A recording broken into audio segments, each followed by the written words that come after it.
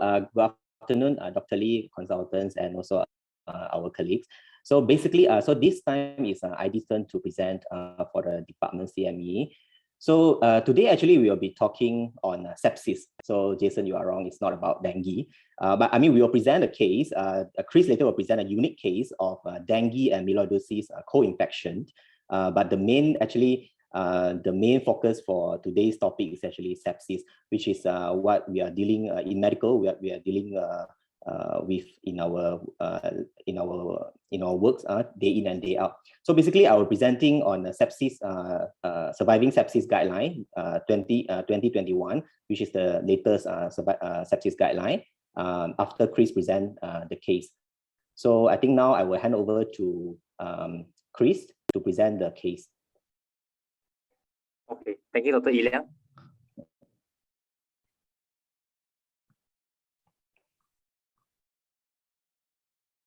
So this case, Mr. K, 67 years old male from Iban, from Kota Kinabalu, pre-morbidity, no medical illness.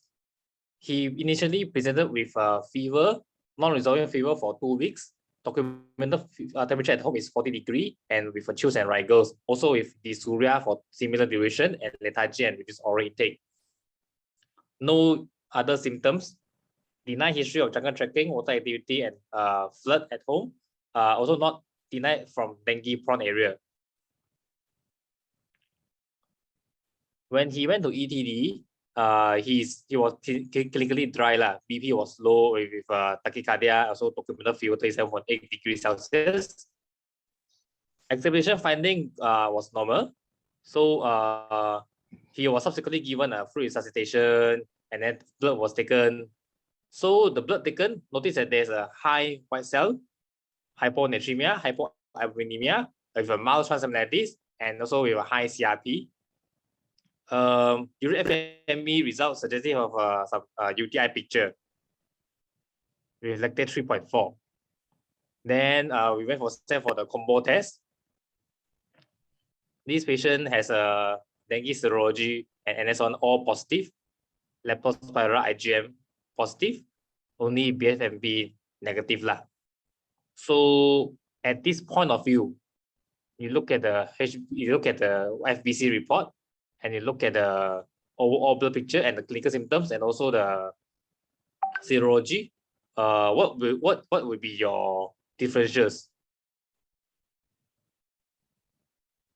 Okay, never mind. So keep that in your mind. So I will proceed for the next slide. This patient was subsequently treated as dengue fever in febrile phase with warning sign in compensated shock. Also treated as a leptospirosis with mild transaminitis, cover for melioidosis, and also hyponatremia. Started IV drip and also cover with ometic and cefazidime. Subsequently, he developed high spike fever, 39.5 degrees Celsius with chills and rigor. That time, BP started to drop already with increasing heart rate. Because of the combo test positive, so they repeated another serology. All the NS1, IgG, IgM are still positive. So treated as dengue fever with decompensated shock, dengue alert activated in ED. Treated with a fluid regime as per dengue protocol and escalated antibiotic to meropenem. Subsequently, he was admitted to ICU. He was then warded in ICU for about 3-4 days.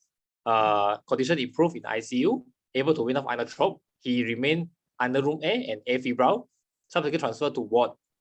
Blood culture from the first from ETD grew was Procordia cytomale.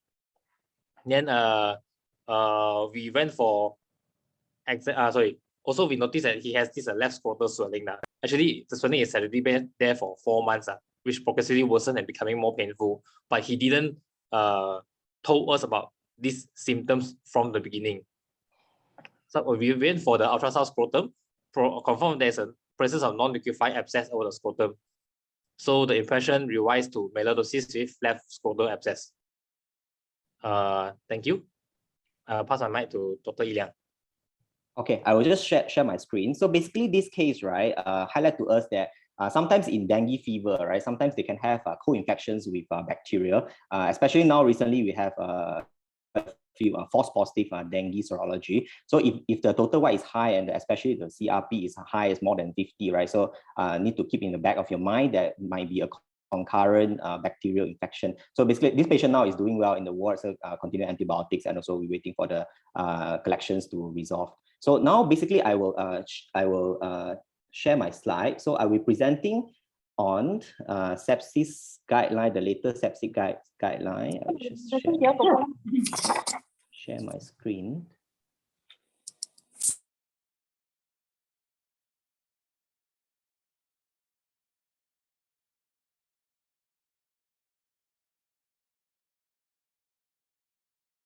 Can you all see my screen? Yep, we can see. Okay, all right. So the topic for today, right, is and when time is of essence. So when we come to when it comes to dengue, right, everything is very protocolized. We know what to do. There's a clear algorithm, and time, we are committing with time to resuscitate the patient. But when it comes to sepsis, right, there's no. I feel that there's lack of protocolized treatment approach to sepsis. So basically, because sepsis is also an emergency, and also when we're dealing with sepsis, time is also of essence, because the initial resusc actually most of the time will dictate, how the patients progress later on. So that's why now I feel that, and so that's why we feel that it's time to maybe remind, probably you all know about this guideline. The last one was in 2016. This is the latest one. It was released last year. So I think it will be good to refresh everyone's memory about sepsis, the latest sepsis guideline, because this is what we are doing. As I said before, in medical department, we are dealing with sepsis, day in and day out. So it's good to have a protocolized treatment approach to sepsis. Okay. So basically, this is a very big document, actually. 2021 sepsis guideline is about 80 pages with more than 90 recommendations. So we don't have that much time to actually go into details of each of the recommendations. So I will just touch on the important recommendations. So basically, this guideline is divided into several sections. So it includes the screening and the early treatment of sepsis, initial resuscitations, the mean arterial pressure, and the admissions, the timeline that the cutoff timeline that we need to admit patients to intensive care. They talk about the infections, they talk about the hemodynamic management, ventilations, additional therapies such as steroid, and also the long-term outcomes and goals of care. So basically, probably I will touch on the important recommendations for each sections, except for the ventilation, because first, I'm not an expert in ventilations, and also most of the time our next colleague will help us with the ventilations. All right, so when it comes to screening and early treatment, right, so it recommends that we have a performance improvement program for sepsis. So this is very important. As I mentioned just now, we need to have sort of like SOP, like a protocol, a treatment protocol when it comes to sepsis. So basically, later on in this guideline, you will hear that there is a lot, there are a lot of cut-off timeline. So for example, like in the first 3 hours, you need to resuscitate with how much fluid, you need to admit to ICU in how many hours, and then you have to take your culture within how many hours. All these are all the procedure, the protocols that is stated in the guideline. So I mean, if let's say we can stick to this protocol, we can adhere and also comply with this sepsis care bundle, right? So I think it will improve our patient outcome in terms of when it comes to sepsis or septic shock.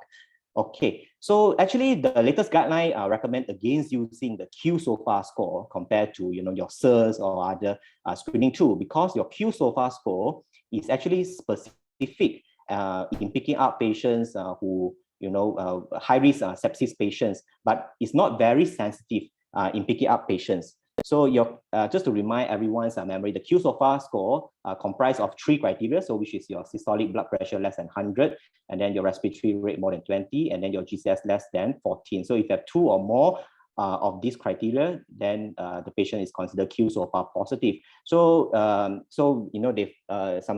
studies found that if you use this, if you rely solely on a qSOFA score to diagnose sepsis or septic shock, right, you will miss out a lot of patients because it's not sensitive, it's specific. So if patients fulfill 2 out of 3 of these criteria, they tend to be more ill, but they are not sensitive. So most of the nowadays, most of the major sepsis trial, they use SIRS criteria instead. So just to refresh everyone's memory, the SIRS criteria includes temperature, which is less than 36 or more than 38, respiratory rate more than 22, heart rate more than 90, or total Y less than 4 or more than 12. Okay, so when it comes to initial resuscitation, so it recommends that the treatment and resuscitation must begin immediately.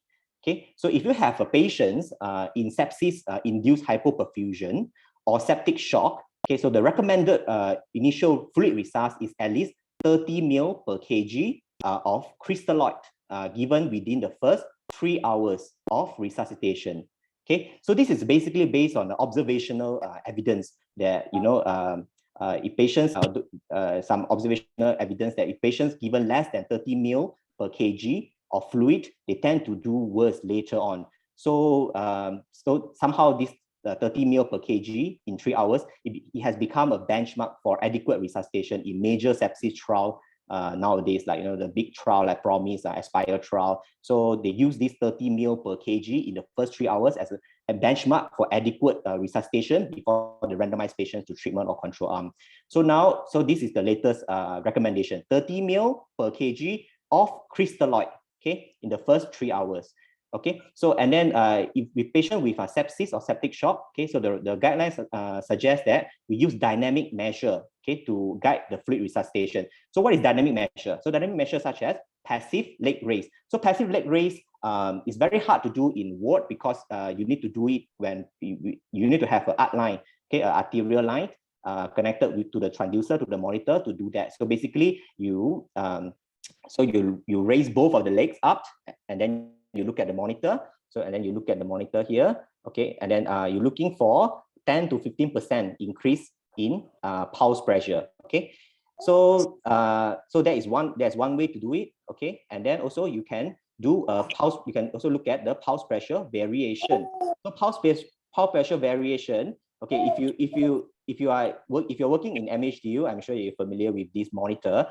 So there's one thing here. It's called PPV. PPV is pulse pressure variation. Yeah. So if you connect to the transducer, they will show you this PPV. So this PPV is so if your pulse pressure variation is more than 13%, most likely patient will be fluid responsive. If it's less than 9%, most probably it won't be fluid.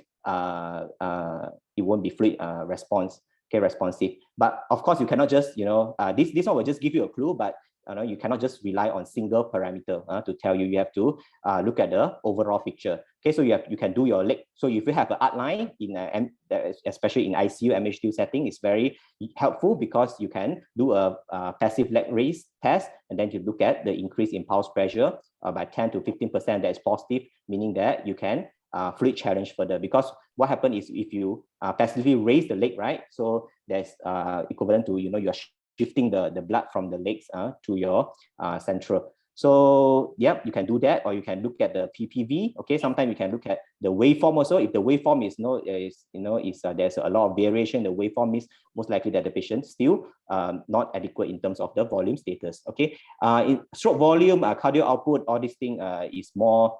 We don't have the cardio output monitoring. I mean, in our MHDU, probably in ICU, NS have it, but we don't have it. Okay, echocardiography, you can use that to measure your IVC. Okay, so for in this guideline, right, it suggests that we measure blood lactate. Okay, but do bear in mind that I mean, lactate is an indicator of tissue perfusions, but sometimes it can be the lactate can be raised also from other things, such as from your nebulized beta agonist, nebulized salbutamol, or your adrenaline infusions, because all these things can stimulate the beta-2 receptor, causing your increase in the aerobic metabolism of the skeletal muscle, then causing your increase in lactate. So I think from over the years, what I've learned from various consultants is that you don't rely on single parameter to guide your fluid management. So you have to look at the overall picture. So for example, if let's say your patient's CCTVR is good, and then with a good urine output, IVC is the standard, but the lactate alone is slightly raised, maybe 3, then you have to look at why the lactate is raised rather than just pumping more fluid. Because a few times I've seen patients come in sepsis secondary to pneumonia, very common, right?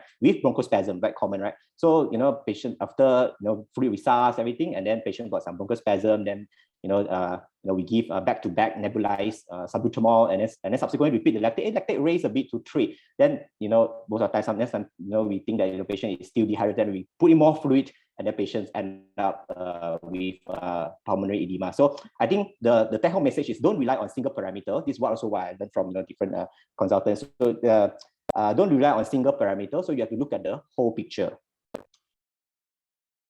Okay, sorry.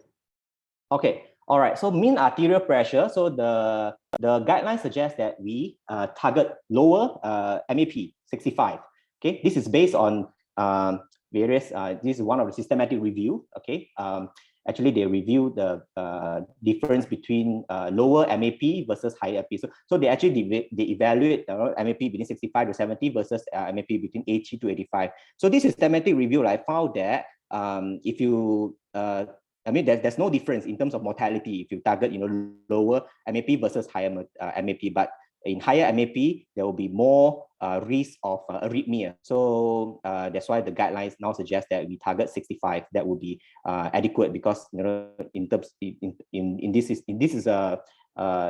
systematic review, right? There's no difference in terms of mortality. But having said that, in this one of the subgroup analysis, right, it says that if patients got chronic hypertension, and if you target higher MAP, then it reduces the risk of renal replacement therapy, HT. Yeah, okay. But I mean, for patient in general, we target 65 MAP. Admission to intensive care. So the guidelines suggest that patients must, in ideal situation, we should admit patients to ICU within 6 hours. Yeah. I mean, this is a bit difficult in our setting with a busy ED and also ICU, but ideally, we should admit sepsis, a patient in sepsis, severe sepsis or septic shock to ICU within 6 hours. This is because in ED, it's very hard to enforce or comply with the sepsis care bundle. So in ICU, there will be better adherence, better monitoring, more controlled environment to adhere and comply with the sepsis care bundle. So patient will do better if you admit patient as soon as possible to ICU. Okay, in terms of the infection, so it says here, okay, if patient is suspected of you suspect patient having sepsis or septic shock, okay, but you are still not really, you suspect patient having sepsis, but you are not really sure yet. So the guidelines suggest that don't just simply label patient as sepsis, okay, and stop looking for other, alternative diagnosis. So if you're not sure, right? So sometimes, if the patient come in shock, so our first reaction usually is just label as septic shock. But do bear in mind that shock can be other things, can be cardiogenic shock, neurogenic shock. So try if the sepsis, it's not very clear cut. So the sepsis, the guidelines recommends that you need to continuously looking for alternative diagnosis. All right, so time to antibiotics. Okay, so so if patient come in shock, okay, and the sepsis is definite or most probable, okay, so the guidelines recommends that you need to administer antibiotics, antimicrobials immediately, ideally within 1 hour of recognition. So, but very important that, if possible, right, try to take, culture, especially blood culture, before you administer antimicrobial. So the guideline give you 1 hour to do that. So, as long as you administer within 1 hour, okay, that is within the guideline. So you have 1 hour to take your blood culture. So blood culture is actually quite important because if your patient is not responding to your empirical treatment, right? So you at least you have a blood culture to fall back on. And also, if let's say your patient is not responding to empirical antibiotic, you're not sure where is the infection, and then the blood culture, if the blood culture grew some organism, then it can give you some clue where is the infection.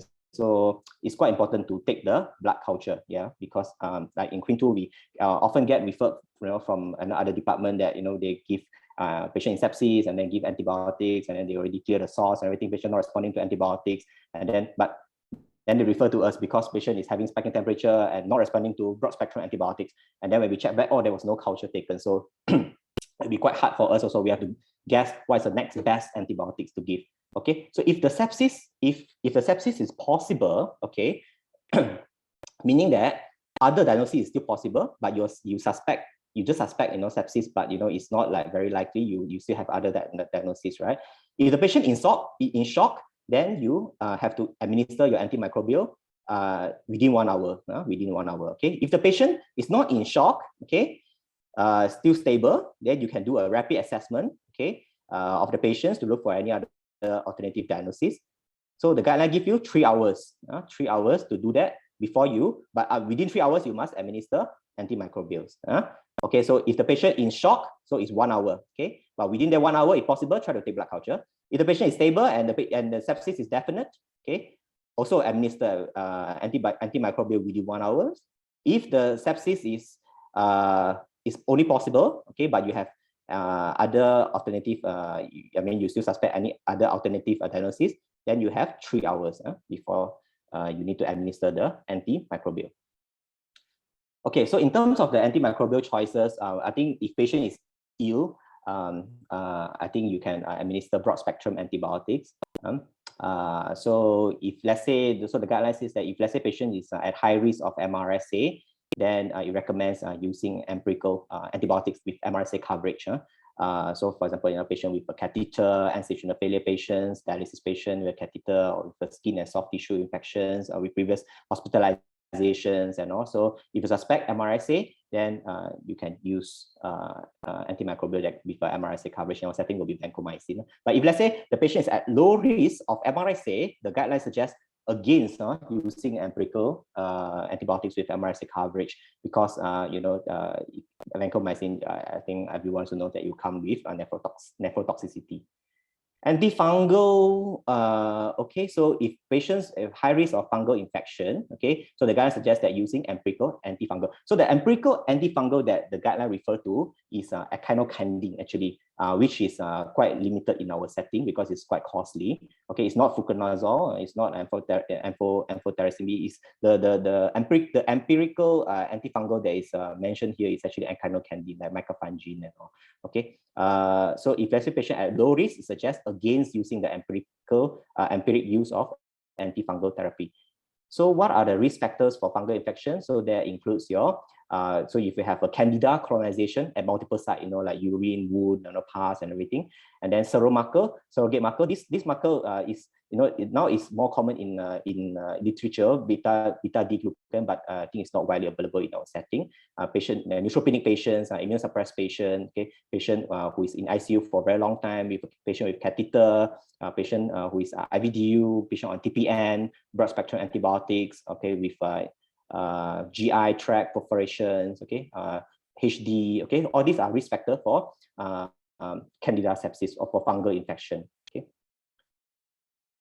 All right, so delivery of in terms of delivery of antibiotics, so the guidelines suggest that we use prolonged infusions of beta-lactam, so over 3 hours or 3 to 4 hours. This is because beta-lactam is actually a concentration-dependent antibiotic, as opposed to aminoglycoside is time-dependent. So the concentration above your MIC, okay, the length of time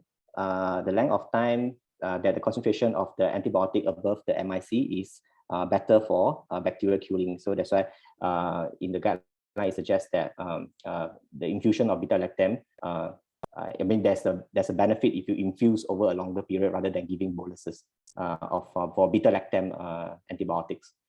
Okay, so source control is very important. So if you can't really control the sepsis or infections without a proper source control, so the guidelines suggest that you need to identify quickly where is the source of infection and remove it. And if a patient has a intravascular access device or catheter, and you suspect that that is the source of sepsis, so you need to remove it as soon as possible to control the sepsis or septic shock. So de-escalation of antibiotics.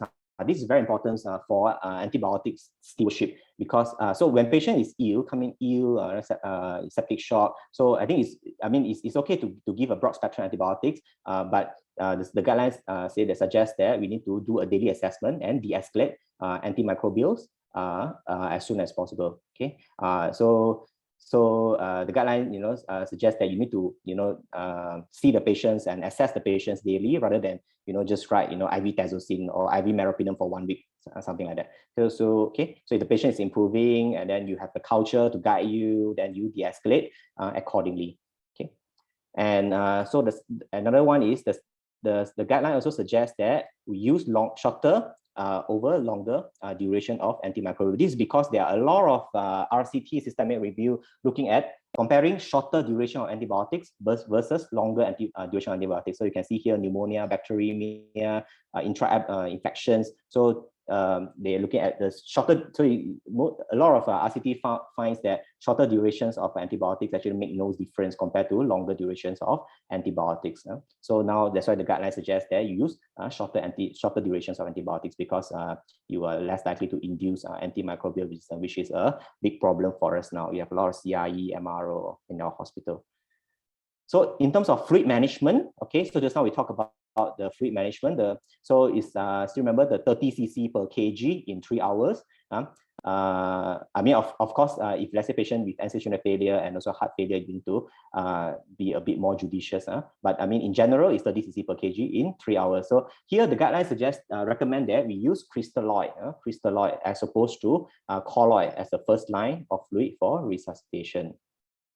And then it suggests that we use balanced crystalloid. So balanced crystalloid is things like Hartmann solution, vinolactate, sterofundin instead of normal saline. Okay, this is because normal saline, as we all know, it will cause hyperchloremic metabolic acidosis, and it found that the hyperchloremia itself can induce renal vasoconstriction and can cause kidney injury and things like that. So that's why now the guidelines suggest that we use balanced crystalloid, so which is like Hartmann and all, instead of normal saline. Yeah? So I think probably this is the reason why ED nowadays they use mostly Hartmann solution for when it comes to resuscitation instead of normal saline. Okay. So and then the guideline also suggests that we use albumin, okay, for patients who receive large volume of crystalloid, okay, over crystalloid alone. But this is just a weak recommendation. Okay, so so this is if let's say patient is already have a large volume of crystalloid and there's still volume depleted, so probably you can consider using albumin as a colloid. For starch, I think everyone knows this, that the starch is it's not recommended. It's not recommended that we use starch for resuscitation. Last time I think we used to use starch for resuscitation, but nowadays it's not recommended because starch increase the risk of death and also increase the risk of kidney injury causing hemodialysis. Okay.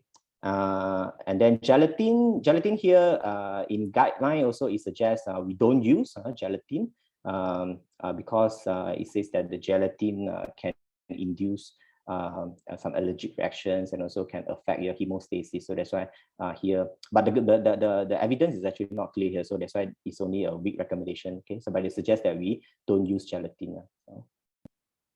Okay, so when it comes to vasopressor,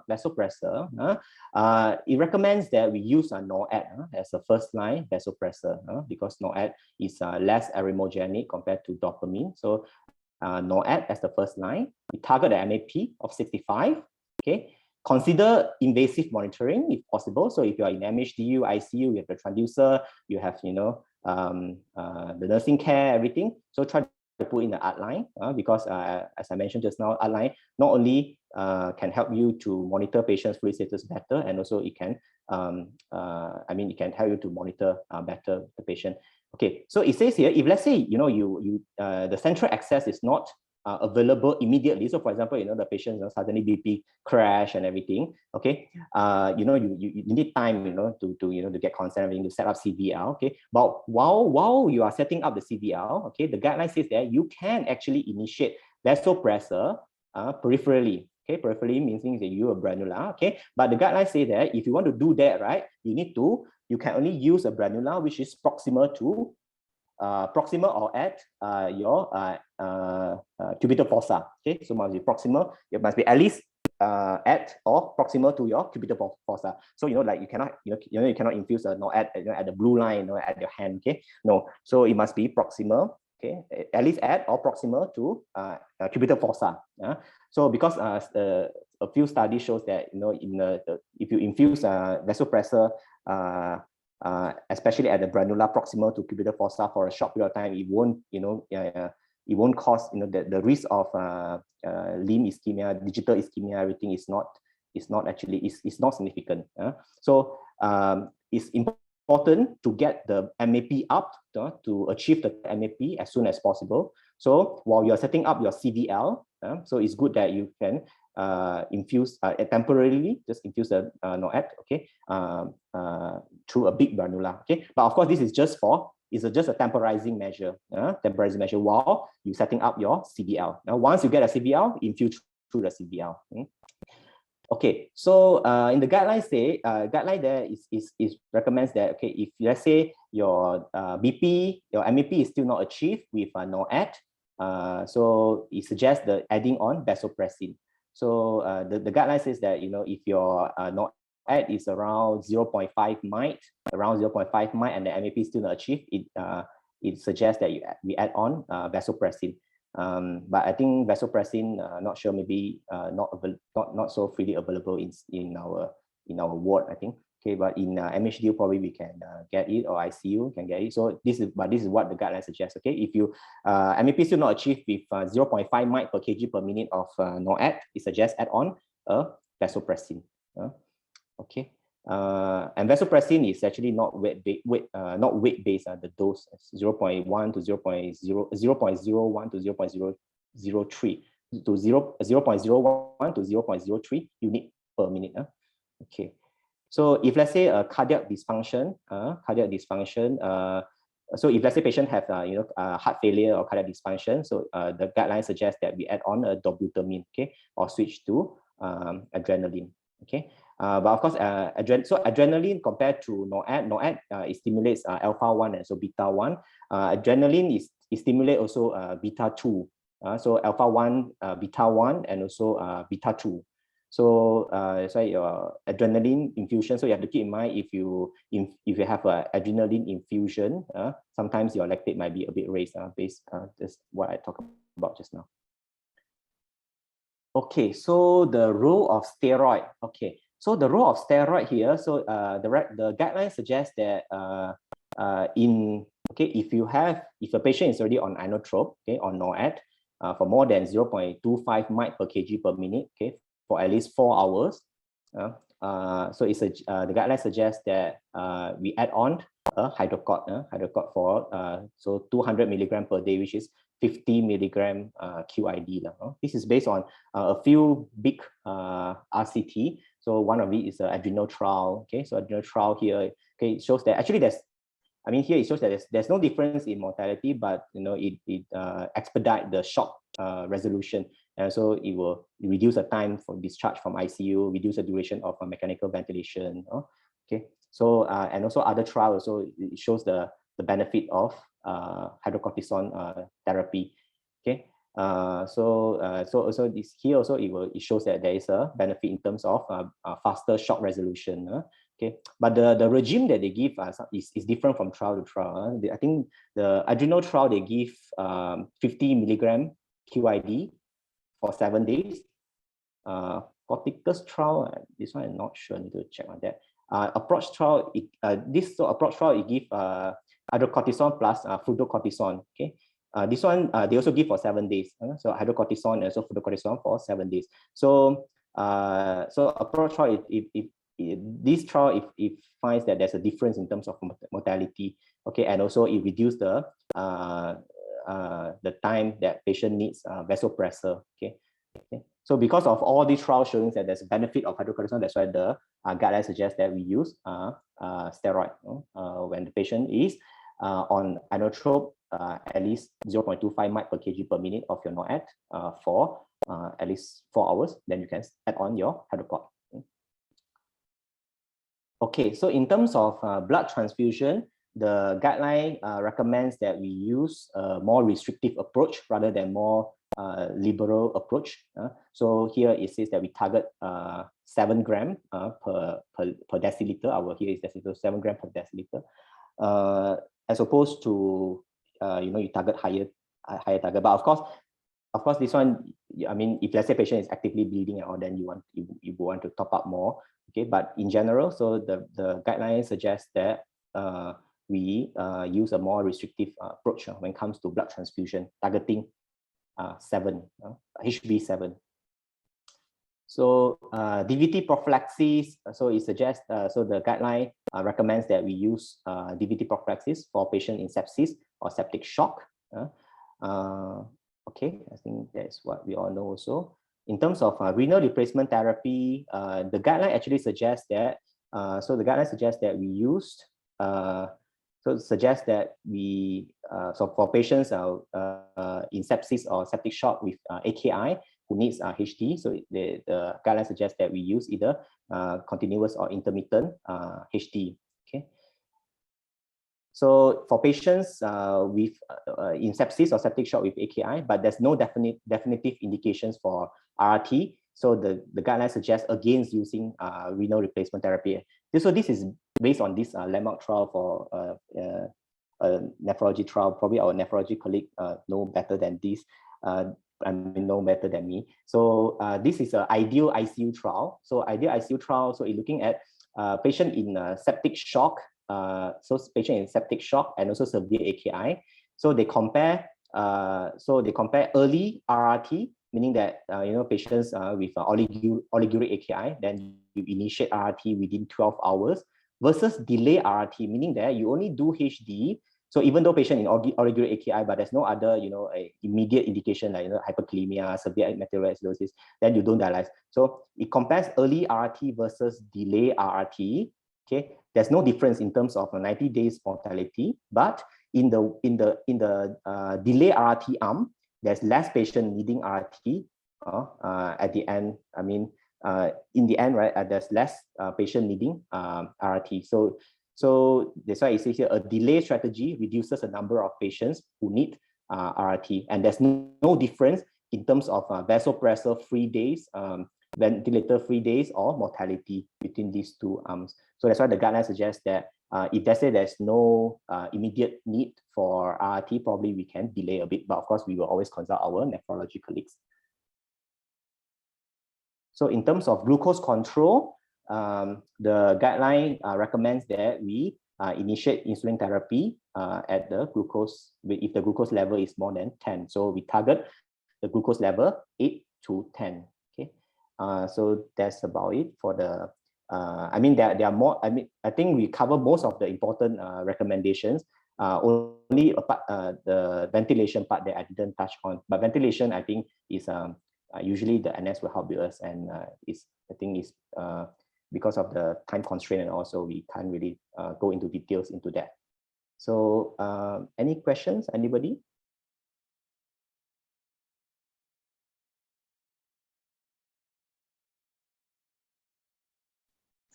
Hi, Iliang. Yeah. Can you hear me? Justin here. Sure. Sorry, because I think my line got problem. I'm not sure whether you got mentioned or I missed it lah. Can ICU always tend to use hydrochloric thiamine and vitamin C in patient with septic shock with high lactate lah. So, any thoughts on that lah? Oh yeah, actually, one of the recommendations I didn't show in here is that, I mean, if you guys got time, right, you can go through the whole documents. One of the recommendations in the guideline is they recommend not to use vitamin and thiamine. One of the recommendations, yeah. So because it doesn't show any benefit using all the vitamin and thiamines, it's one of the recommendations, but I didn't put it out here. But if you look at it, you can this is a freely downloadable document. One of the recommendations is they don't recommend using that. Vitamin C and thiamine. Yeah. Hi, Justin. Oh, yeah. Heard you. Oh, okay. Maybe we can ask Dr. Lee also. Dr. Lee, what do you think about this? I haven't seen any evidence on those vitamins. Actually, I'm asking why everybody seems to be on vitamin C and thiamine. Anyway, now we know the cause, isn't it? Iliang, do you have the table on the difference between the previous recommendation and the current one? Oh, sorry, boss. I don't have that. Okay. Yeah. I think good presentation. Thanks to Dr. Liang and Dr. Chris. The case study is important because I think we need to consider concurrent infection, especially bacterial infection, whenever the presentation is atypical. So we know dengue is a very self-limiting acute type of febrile illness, acute febrile illness. So we don't expect it to last longer than a week. So for 2 weeks duration of fever, essentially it tells us that the patient has another diagnosis with the high CRP, high white cells. That essentially will almost tell you that the patient has a bacterial infection. But of course, in our setting, sometimes you will encounter concurrent diagnosis, dengue and myeloid, lepto and myeloids and things like that. So just be careful. The new challenge for us, especially during the pandemic, and some of you might say post-pandemic, is a lot of the population now already exposed to COVID, and nowadays most people might have a false positive dengue serology. So you need to take a good history and try to assess whether this patient has dengue or concurrent disease. So I think few patients with concurrent bacteremia, and some of the serology are false positive. So it essentially the environment now is not as straightforward as before. So because a lot of people has false positive serology for dengue. Okay, then come the guideline, isn't it? Guideline is good because it also can be used as a quality improvement type of program. As we know, traditionally our mortality in HDW especially, and now maybe AIM, is quite high. Traditionally, I think our mortality is much higher than other states in Malaysia. So we want to know why, isn't it? So why our mortality is high? Is it because patient come late, or is it because our our approach is different from other states in Malaysia? So I think I don't think I've seen investigation or root cause analysis been done. But let's say we want to improve further, I think we should have some program. For example, sepsis patient, you want to see whether we achieve things which is parameter or indicator which can be used as a benchmark compared to, let's say you want to compare to Selangor, so you want to use this parameter. So for example, for the new guideline, it's very practical, isn't it? They give you all the goal of treatment for sepsis. You need to give a fluid resuscitation, with a crystalloid, balanced crystalloid within 3 hours. So immediately when you see a patient, diagnose a patient with sepsis using the SIRS or some of those tools, then you're supposed to start counting, isn't it? So usually our ETD will give 10 mils per kilo per hour. So by third hour, there will be about 30 mils per kilo, isn't it? Provided your patient is not an end stage or heart failure patient. Then you want to decide what is the most practical, non-invasive measure. Is it more practical to use? Because we learn a lot from dengue management, so we use a lot of non-invasive monitoring. So like echo, maybe they didn't mention IBC monitoring in the guideline, isn't it? So maybe echo is better, or like is something like a bedside echo, something. And lactate clearance, things like that. And something that I'm quite interested is ICU. So let's say we use this as one of the indicator, then we can actually essentially we can show it to ministry. The reason why our survival are less compared to West Malaysia. Maybe perhaps we can't achieve the ICU admission within 6 hours, let's say this is a standard benchmark in other countries or even in West Malaysia, then we can actually compare with other states, you know, and can easily show to MOH that the reason why our mortality is higher is because of lack of ICU, isn't it? So because you know our ICU beds are very limited, like Queen 1 only about 16 beds. If you go to West Malaysia, you can see the ICU are so huge, so many beds there. So maybe that's explain why you know, our mortality are higher because of the waiting time to enter ICU. You know, some of these patients need to be resuscitated in a very congested ETD, and our ward are full and things like that. So I am thinking these are probably some of the steps that we can use. I mean, some of the tools that we can use to move forward to bring the standard and care for our patient at Queen, especially Queen, because we are the benchmark for the whole state, isn't it? Queen usually, because we are the tertiary hospital, we are the benchmark for other district hospital. And I think the rest are pretty similar to the previous guideline. Yeah.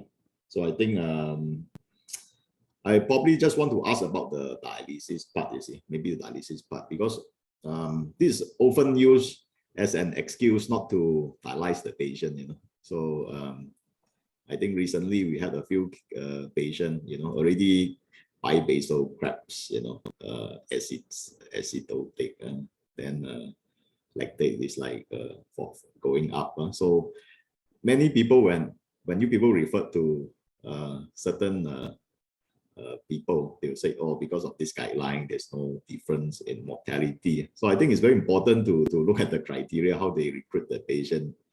The delay RRT, they only do RRT for severe laboratory abnormality and fluid overload, isn't it? So a lot of our patients actually fulfill the criteria already, isn't it? So I think maybe we can look into it and see, you know, what are the criteria for those delay and early, to see, because some of our patients are really deranged, and yet people quote those studies showing that it's not no different in outcome, you see, as a reason not to dialyze. And then when you refer to ICU dialyze the patient, and patient come out immediately from the MHTW, you know, because after dialysis, the fluid overload resolve, you see. So maybe something that we can look through, you know. I think we had a CME before with nephrologists, but I think I'm actually intending to revise the discussion with some other new patients. I think that's my comment for now. I think that the guideline is quite good. They have a goal-directed therapy, something that we can use to benchmark against other hospitals. I remember the SIRS was not recommended in the previous guideline. It seems to be brought back from in the new guideline. So good to see that. And Q so far been removed. So I think those are the new changes.